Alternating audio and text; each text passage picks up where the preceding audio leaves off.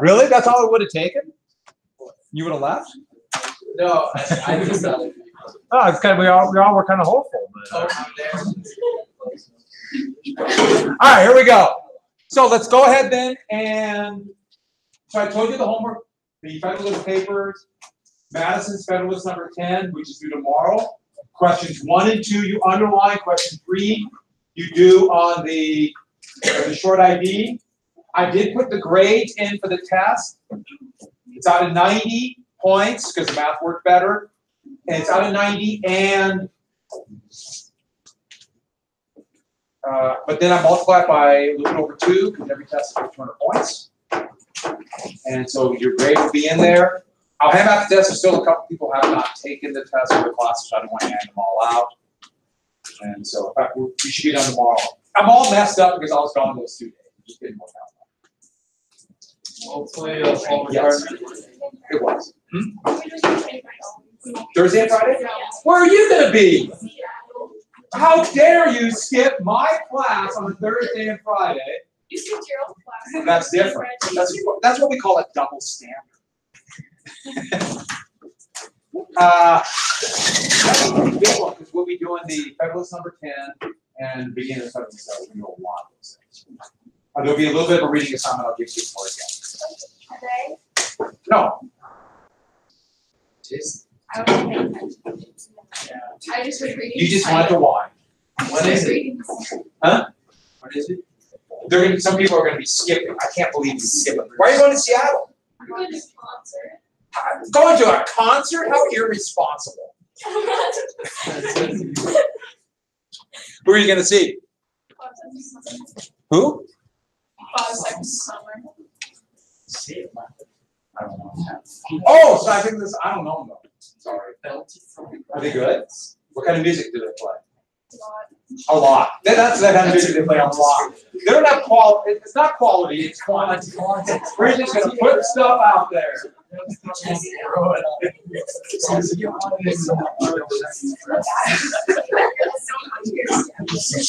Yeah, I don't know. It's amazing. Every year it gets.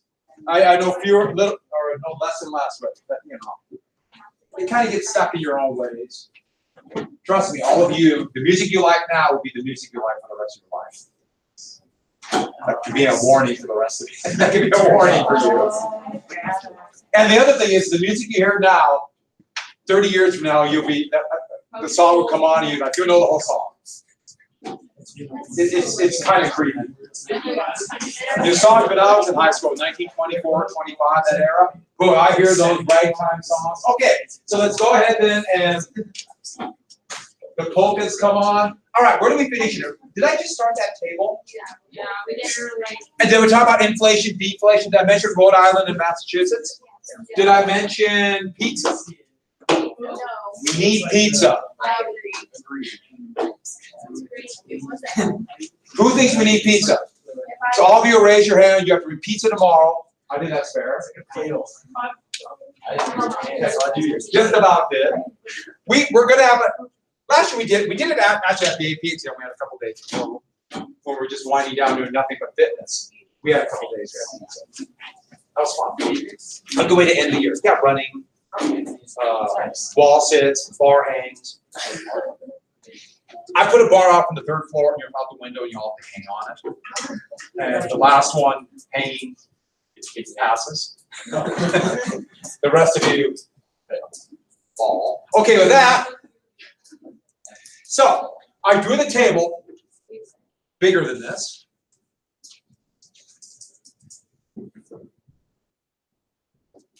So what do I do next? Today, $100. 1 year, I pay back $100. So 100 and 1 year, I pay back 100. I have no idea what I just said. So 100, 100. And is that where we quit? Did we say, did we get deflation? So we're going to take 2 possibilities. So this is 1 year.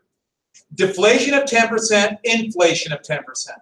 So meaning either money value went up by 10%, that's deflation, or money value went down 10%, that's inflation.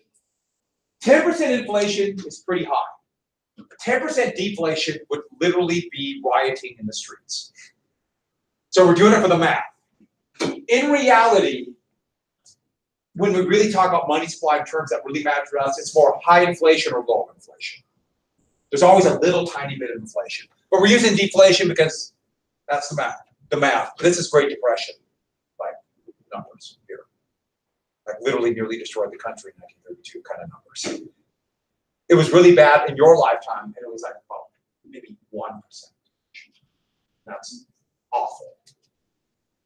So, and don't think in terms of, oh yeah, a couple of things went down in price. I mean, all the price is basically GDP, the size of the economy goes down.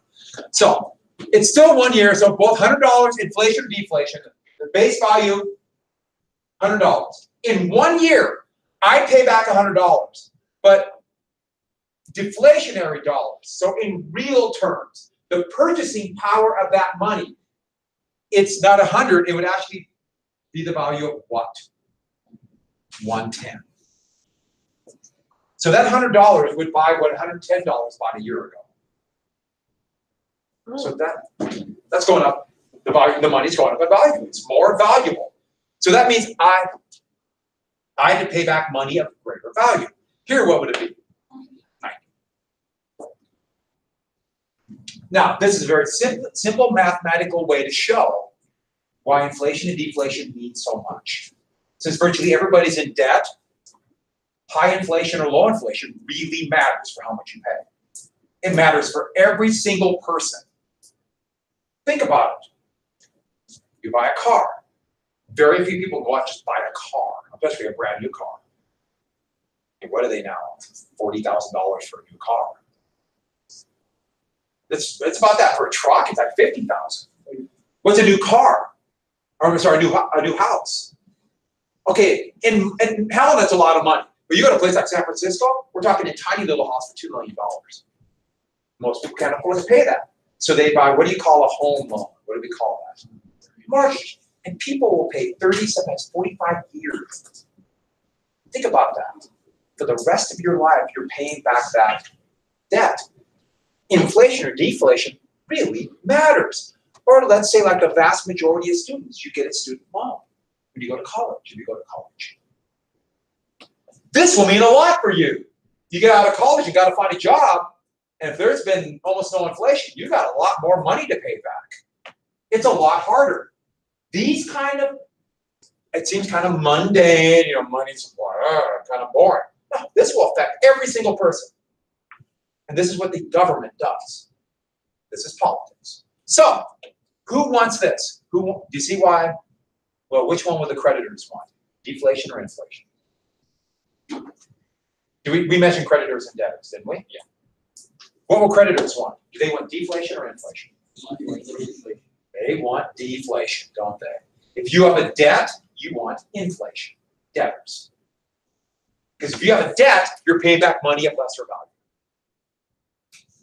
These are real issues. And this is today, just as it was in 1786, it is at this moment. By the way, what does this? We don't have complete control, but what has control over inflation or deflation? Anyone know? Huh? Well, actually, the physical printing of money has very little effect on it. I know you think it would, but it's actually more the money circulation on computer screens. Okay, now something that really has a great effect on every one of yours life. I know it's kind of funny how it just kind of happens, doesn't it? Now it's time to know these things, right? It's called the Federal Reserve. And they raise and lower interest rates that will control the money supply. The Federal Reserve. And we'll come back to this much more later on, and that would be created by law in 1913. But, big deal. Oh, let me ask you one more thing. What do we have today? Do we have policies that keep inflation high? Did you hear that too? Or keep inflation low? Would you please not? Do we have low inflation or high inflation? Do we have more deflationary programs, more inflationary programs today? Let me ask you this, do we have high inflation or low inflation today? It just happens.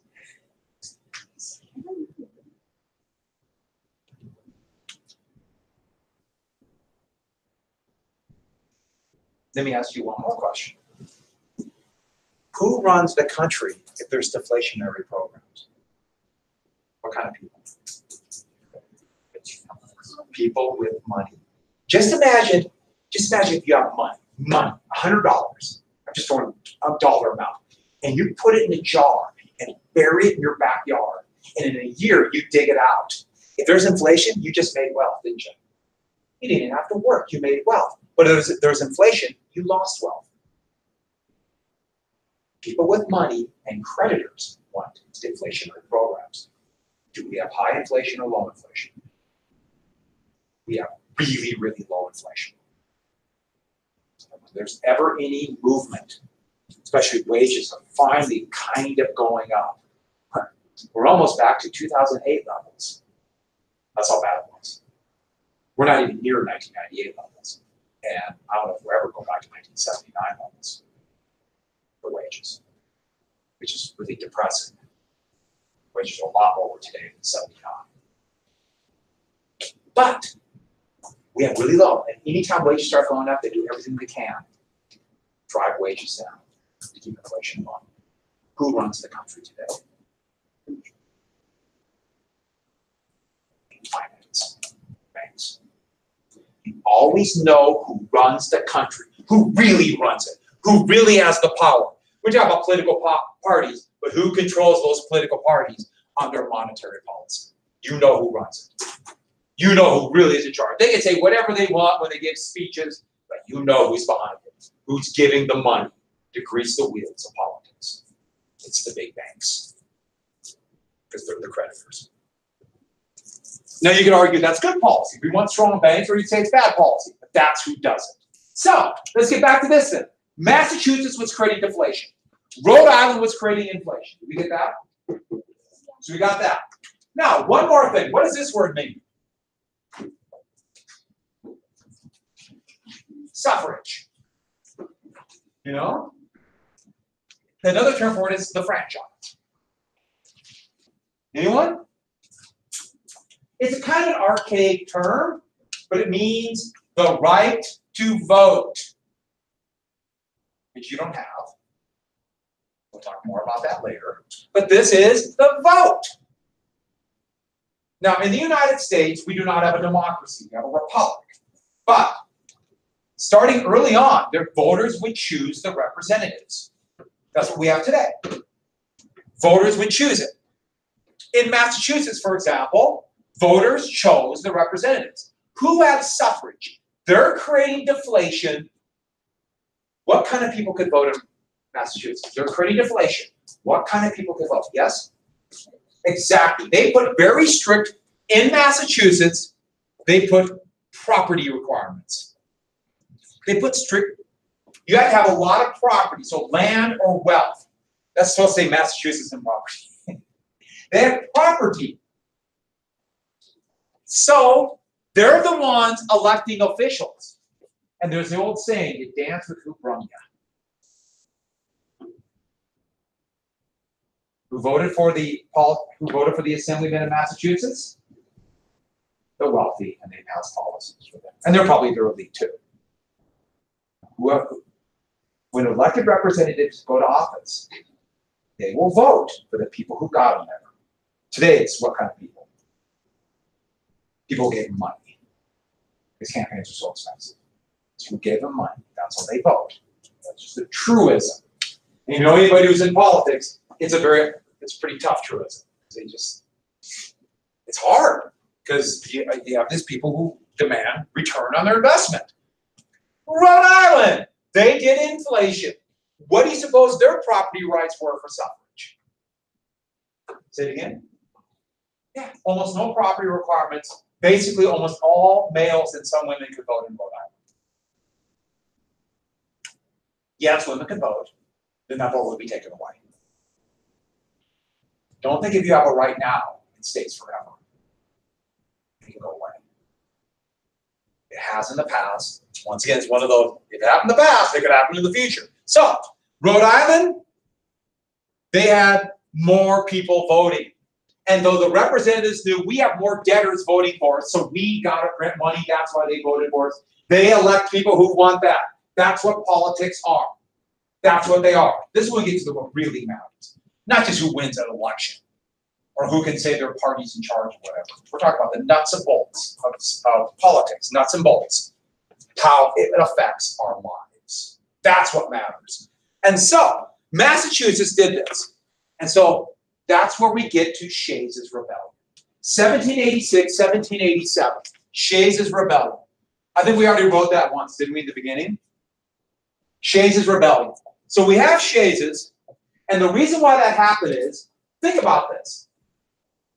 They can't vote. They have no way to change this system. They're farmers. If there's deflation, what's happening to the price of goods? Farmers have to sell their products one time a year. They're talking farmers, especially in Western Massachusetts.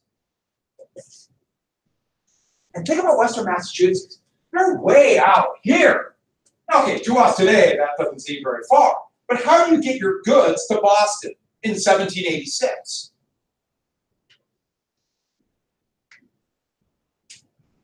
In a wagon on a rickety road. It's really expensive.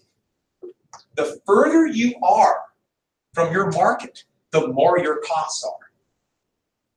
Just go talk to a farmer up in the highline of Montana, and they'll tell you about that. How much more they have to pay to ship their grain to, let's say, Chicago than somebody from Kansas has. A lot more. So, anyways, farmers.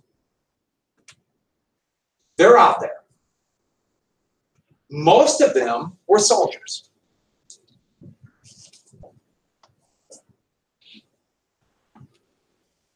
These are veterans of the Revolutionary War. The same people that Thomas Paine wrote in that American Crisis. Remember that little bit I read you right before they went across Trenton? Those are the same men that they said, you are the best and most patriotic. Yet they weren't paid during the war. In fact, they're doing what happens to regular soldiers always after war, just kind of ignored. They got a little bit of land, but it was land way out there, so it's hard to make money, and they got bonds. Basically, remember that's how governments borrow money? And so the loan was they were soldiers for free, and then 10 years down the road, let's say 1793, they would get $100. Don't think $100 was a lot more money than which. So when it matured, the idea was, okay, we have money, we'll pay you.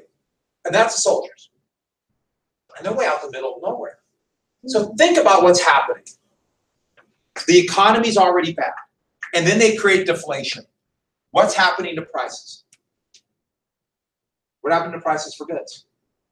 If there's deflation, what happens to prices?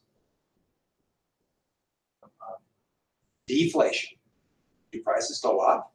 If your dollar can buy more, prices drop. I know it's one of those weird things. The value of the dollar goes up, prices go down. The value of the dollar goes down, prices go up, because your dollar won't buy as much. So if you're farmers and prices are dropping, how do you ever make ends meet? How do you pay back your debts? Farmers are always in debt. And so you have this cycle of debt out in the frontier. Absolute debt. But not just debt. It's more than that. It's more than that. They already have the government that is purposely creating deflation, that is putting them all into debt. And then what happens to people who can't pay back their debt? Well, the system's a little like this today. But if you're in debt, you would go to debtor's court. Administered by the government of Massachusetts. So you go in front of a judge appointed by the governor, and if you can't pay back your debt, the government of Massachusetts would take away everything you have and give it to your creditor. And if you don't have enough, you go to debtor's jail. Now I know what you're thinking, how will you ever pay back your debt if you're in jail? That's not the point. The point is, let's say your neighbor goes to jail for not paying back your debt. What are you going to do? Scramble and do everything you can to pay back your debt, or sell everything you have to the merchant and run away. It's meant to be terror. There were debtors' prisons. This goes back to English history, and that's why the colony of Georgia was created at first. Everyone says it was for convicts. It was actually for people who couldn't pay back their debt. And after the United States became independent, what brand new British colony did they start sending debtors, prisoners to? Australia. So Australians not to say, we were a bunch of convicts. No, what you were people who couldn't pay back their debt. Think about it for a second. Was it their fault they couldn't pay back their debt? Maybe a little bit, if they didn't want to work. But the system's pretty rigged, isn't it? If they have a system that's purposely created to create deflation, so they can't pay back their debt, how do you ever get out of that hole? How do you ever break even? And there's nothing more terrifying than being in debt. There's nothing more terrifying than being in debt where tomorrow you might not be able to make that payment and you won't be able to feed your family. You might be kicked out of your home. There's nothing more terrifying than that. That's one that just eats away at people. In fact, that's the leading cause of divorce. It's debt. Because it's awful. Because it's one of those things that just kind of lingers and it's insidious. I'm not saying there's not more terrifying things, but it's just the insidious nature of it. So, debtor's court. What a system they have created, isn't it? Well, think about it for a second. Think about it. If you were a merchant and you made risky loans to people, which risky loans, you can make a lot of money on, charge more interest. You can make all kinds of risky business investments.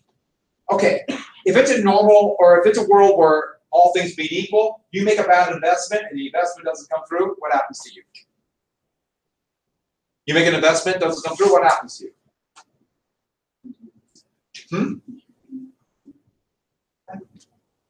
Maybe you go out of business, you lose your money. It's your fault, right? You made a bad investment. Does that happen here? They can make all kinds of risky loans to make a lot of money. And if they can't pay back their loans, the government comes in and gets your money for you. Just imagine if you ran a business where no matter what choice you make, you will never lose. You can make risky loans, risky business dealings, and for a fact, you'll get your money back. So what will you do tomorrow when you get your money back? You get your money back, so I made risky loans, didn't come through. Tomorrow, what are you going to do? Do it again, right? What's to stop you? In fact, it's called the lack of moral hazard. You see what's going on here. The system is rigged. It's rigged. It's rigged against the farmers, and they know it. The system is rigged. They might not know why it's rigged, but it seems rigged. Now, you look at that and say, God, that kind of sucks for 1786. Oh, well, moving on. Because that kind of stuff would never happen today, would it? No, nothing to fear. What happened in 2008, 2009? When banks worth billions or trillions of dollars helped destroy the entire world's economy. What happened during the Great Recession? What happened to those banks? No one knows. And to the people, what happened to the people who they defrauded? No one knows. The banks got trillions of dollars. They destroyed the economy and were given trillions of dollars. I'm not kidding about that, about $16 trillion. That's more money than I make in a year. Oh, and one more thing I should add. The bankers, then they all gave themselves raises. I'm not kidding. I'm not kidding about that. I think that's part of the reason why there's this general kind of weird political system around, because people are really distrustful. There's a feeling that it's rigged. I don't think it just kind of happened. But This is big. And that's why they revolted. If the system is rigged, what do? You revolt. And that's why they revolted. Shays Rebellion would start out with these former soldiers. They marched on the debtors' court. They marched on the debtors' court, freed their friends, and said, you're not going to take our property. We have been cheated. We want a voice. We fought this revolution for those rights. Remember those? Life, liberty, and the pursuit of happiness. Aren't all men created equal? Yet how are all men created equal if it's rigged for just a few? And they were furious. And then they sent out the militia. So the governor of Massachusetts sent the militia out to put down the rebellion. The thing was, the rebellion in Western Michigan, most of the soldiers in it were made up of what kind of people? The exact same people, their friends were the ones in the rebellion. And this is the big thing. This is the thing that sent shockwaves through the United States and would lead to the U.S. Constitution. This moment right here. The militia joined Shays' followers. Shays was a veteran of the Revolutionary War. The militia joined. And once the militia joined, wow. Not only in Boston, but merchants all over, especially New York and Philadelphia, panicked. And Virginia, they remember Bacon's Rebellion. They remember this. They're scared. What if this spreads? And they begin to march on Boston. Fortunately for Boston and the Massachusetts government, it was winter. But what could the Confederation Congress do? There is a government, the Articles of Confederation. What could the Confederacy do? What could the Confederacy do? Which is?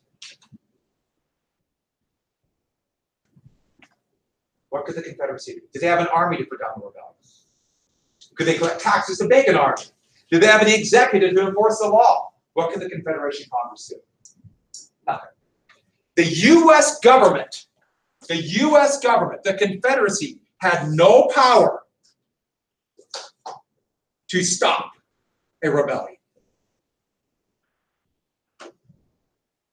You pretty much have no government. If your government is so weak, it can't stop a rebellion within its borders.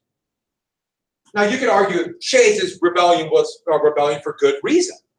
But that still doesn't change the fact that the federal government did not do it. The only thing that saved, maybe even the Confederacy, but Massachusetts, were the elite merchants. They pulled their money together. And they went to the urban poor of Boston and bought them off.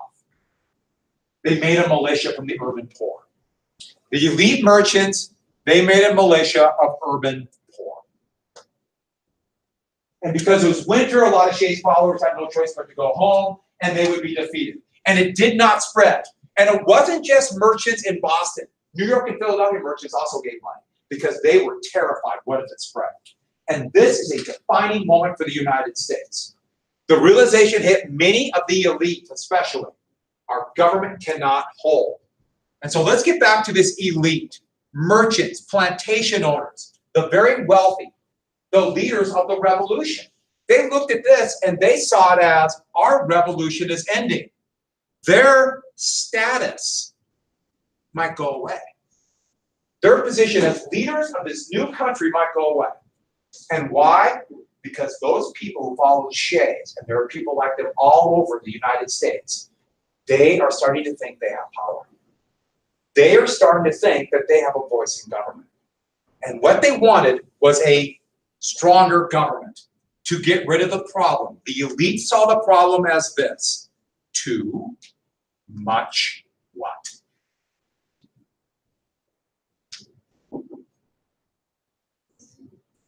Democracy.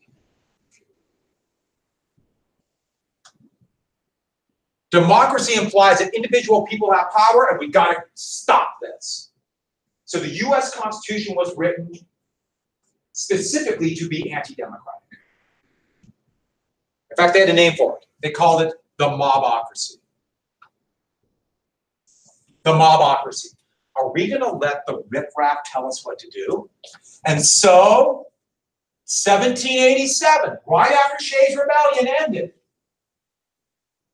the Confederation Congress got the votes to say, let's have a conference to amend the Confederacy, so we don't have another one. This conference to amend the Confederacy would soon be known as the Constitutional Convention. This was not what they were supposed to do. They were violating the law, but they did it anyways. And in what city did they meet in 1787? And what building did they meet in? Same one where independence was declared. So Philadelphia is a pretty important town for the foundation of the United States. Known as the Independence Hall. Huh? It was the old State House. Yeah, it was the old State House because it was the original, or it was the capital of the original. Yeah. And then they, Independence Hall is better for tourists. And so, and the other thing is this, they immediately decided, we can't change the Confederacy.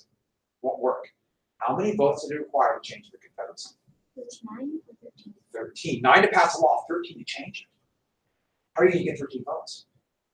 What if Delaware, it's always Delaware, right? What if Delaware says no? It won't work. So, they immediately decide to do this. Throw out the Confederacy and write their own government. They're going to throw it out and write their own. A lot of the delegates went home. Almost the entire New York delegation went home. Alexander Hamilton, for example, he was mad. He wanted to change the government, but he went with them because he kind of followed the rest.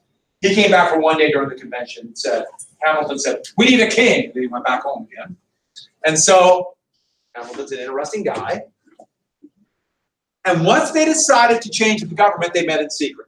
And the reason they met in secret is this. The first one is the stated reason, so they would be unbiased.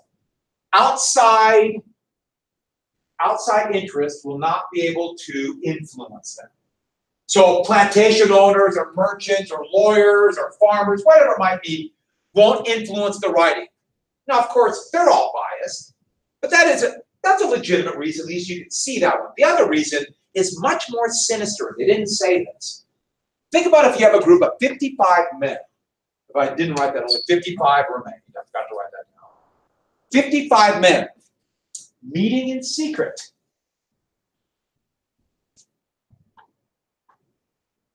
Purposely breaking the law. Because the Confederation Congress said just to amend it. And they said we're going to change it. To create a new government. To throw out the old one and create a new government that will benefit them, and they'll probably make up the leaders on it. What do you call the crime they're worried about people might accuse them of? Say it again? Treason. Yeah, they're like, we're all committing treason. They might come and put her head on pikes. Disembowels, remember that? Oh, No, we didn't have that law. Darn it. yeah, that'd be like worse. And so they met in secret. And what do you suppose the first, I should add, Thomas Jefferson, not there. He was the ambassador to France. Jefferson had nothing to do with the Constitution. He was kind of worried, he didn't like it. John Adams, another very influential member of the Continental Congress, he was ambassador to Britain. He wasn't there either. So it's kind of ironic, two of the most important men in the Declaration of Independence weren't even there for the Constitution. And the first big issue was slavery.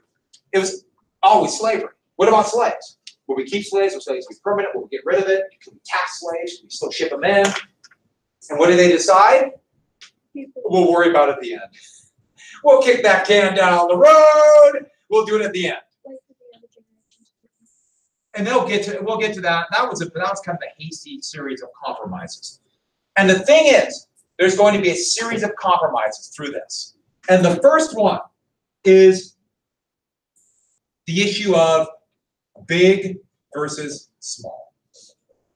Big state versus small state. The Articles of Confederation, it favored big states or small states. Which one? Which one? Small, because each state had one vote. So, the big states want to make about population. There are a few plans, but eventually coalesce around the Virginia plan. And the Virginia plan, written by James Madison, associate, friend of Jefferson, another plantation owner. And because Madison wrote this, and the Virginia plan would be the template of the Constitution, he is considered the father of the Constitution. Madison, it's his baby in many ways. Partially because he's the only one who took careful notes of the convention. So what we know about the convention really comes from his biased point of view. Being biased is not bad. You just got to understand that, and it's basically this. We'll solve the executive issue of an executive, and there'll be a legislature. A legislature. And it will be bicameral. Bicameral means two houses, an lower house and an upper house. And the lower house, oh, I almost forgot something. Bicameral apportioned by population. So the more people you have in your state, the more members of each house. The lower house, they will be chosen by voters. But remember, most states had very strict property requirements. Only a few people could vote.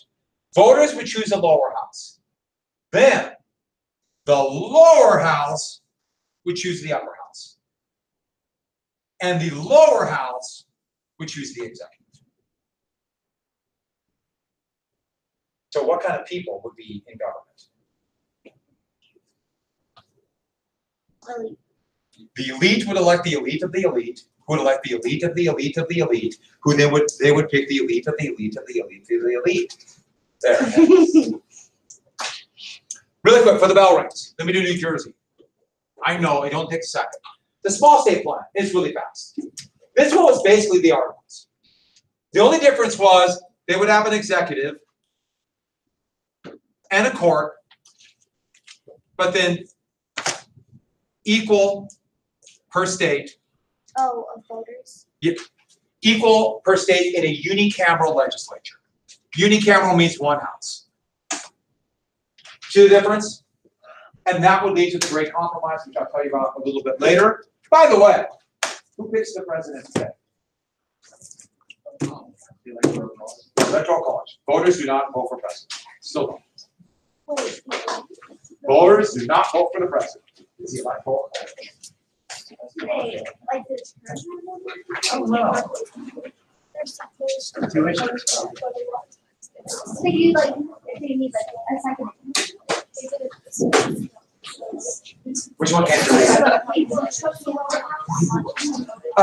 Voters. Yeah, no problem. Okay, so we have a little bit of debate tomorrow. Madison's Federalist number 10. We'll do a little bit of the Constitution. We're not going to do a lot because that's what government's for. Okay, what's your question?